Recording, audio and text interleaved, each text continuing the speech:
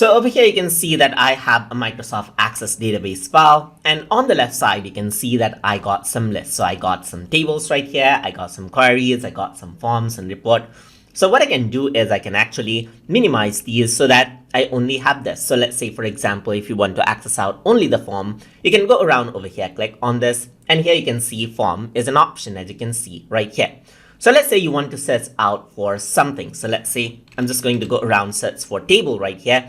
And now whatever name contains table, only that will be filtered out over here and it'll be displayed, as you can see right from over here. And as I erase it, you can see that all of these will actually get displayed out. So you can go around over here and then let's say, for example, if I were to go around and type in table, you can go around over here, click on this to go back as well.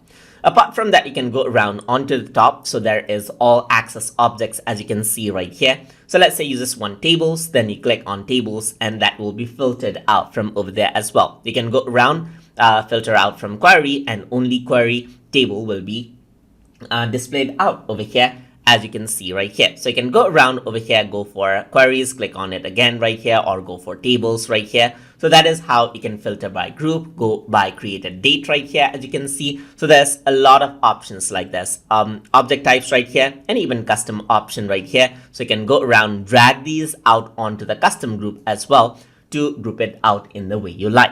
You can also go around over here on the top, and if you were to click on this, you can minimize out the navigation pane altogether as well. And you can click on it back again to expand that out. And that is how you can filter by typing or through the drop-down menu, and you can right-click by to get more option over here as well. So you can go around into sort by name right here. You can right-click view by details right here as well. So you can see that there's different option over here as well.